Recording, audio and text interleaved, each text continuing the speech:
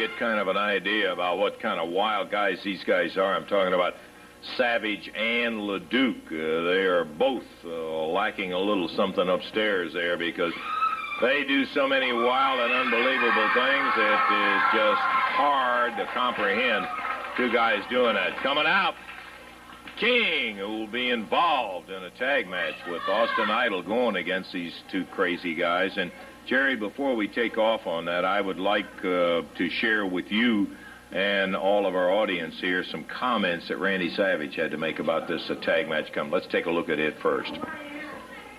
Yeah, message from the Macho Man to Jerry Lawler and his dad. Yeah, I want to tell you something from the Macho Man, Randy Savage. Wait a minute, man. Freaking out in my mind. Jerry Lawler's dad is dead. Jerry Lawler's dad is dead, man. He ain't healthy, man. He's in his grave somewhere turning over and over and over and over. Yeah, you know why, Jerry Lawler, your dad is turning over in his grave? Because you come to the well twice. And you left empty-handed, yeah. Last time in a steel cage, yeah. You went against the Macho Man, Randy Savage, yeah. And that means something all over the world, yeah, it does, yeah. And Jerry Lawler, your dad, man, he is really embarrassed about it, man, yeah.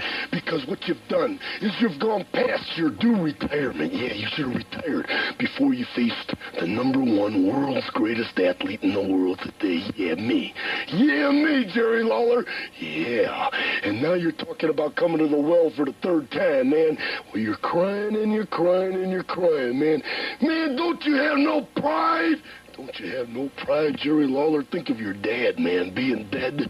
Yeah, think of your dad being dead, Jerry Lawler. And you're coming after the Macho Man for the third time. Yeah, what do you think he thinks right now? You and Austin Idol against the Macho Man, Randy Savage, and a partner. Why don't you tell your dad the truth? Why don't you tell your dad that I went to Eddie Marlin and tried to get a handicap match? Yeah, Austin Idol and Jerry Lawler versus the Macho Man, Randy Savage. Yeah, for the third and final embarrassment. But no, Eddie Marlin, man, he's backing you 100%, man. He don't want to see you just sit down and cry in the Mid-South Coliseum, yeah, in front of thousands and thousands of people. So I'm going to tell my partner something, man. I'm going to tell him to hold the rope, yeah. So it ain't going to be no handicap match, but the Macho Man's going to start. And Austin Idol, man, I'm just going to slap your face, yeah. Because the legend did it, and that's going to be my autograph to you. But I'm going to put Lawler down for the third time and show the Mid-South Coliseum and everybody in Memphis, Tennessee, and all around the world that the Macho Man is #1. Yeah, but also I want to show somebody else something. Up there somewhere, Jerry Lawler's dad, if you're watching down on me right now, you're seeing me signing the night. Yeah, signing the night, Jerry Lawler. Signing in the night. Dig it? Uncouth, goofy son of a gun, that Randy Savage. He is wild. Well, let me just say this about Randy Savage. Listening to that interview, I said last week that he had the luxury of having his father be able to run down to the ringside and help him when he got in trouble. And, my father died in 1969 before I ever got started wrestling, but he used to take me to wrestling matches when it was down at Ellis Auditorium. And I think that my father would have, one of the things that I really regret was the fact that he never realized or never got to know that I did get to be a professional wrestler, because he did admire the wrestlers and really loved the wrestling, and I think he would have been pretty proud of the fact that I became a wrestler.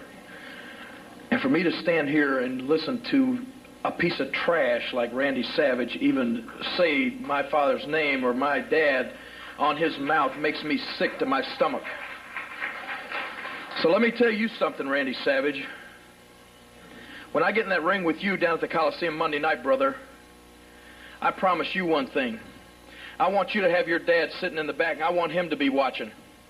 Because I feel like my dad will be watching too, and brother, I'm going to give you a hell of a beating that you've never had in your life. I'm going to pull every stinking strand of hair out of your stinking head. That's a promise from the king to the stinking Macho Man. So you better tell that partner, Joe LeDuc of yours, to be ready, because you're going to need him, brother. You're going to need Joe LeDuc, and you're going to need your father, and you're going to need every stinking friend that you've got, if you've got any. Because, brother, I'm going to come with everything I got. And Randy Savage, I don't think you got enough to handle me, son. It'll all be taking place Monday in there. In just a moment, we're going to be hearing from LeDuc and from Austin Idol. Right now, though, we're going to take time out. We'll be back in just a moment. It is an axe handle, and I've used it a lot. Oh, how much I've used it. As a matter of fact, I have nicknamed this axe handle Minerva. Take a good look at her, cameraman. Yeah, she's been beaten up and she's been splintered a little bit, and she's been beaten up over people's heads, you know what I'm saying? Over people's noggins. I've taken this stick and I've whipped a bunch of people. Now, Monday night, Jack, I'm telling you, you see Minerva here? You see Austin Idol right here? And you know what King Lawler looks like. We're coming down that aisle.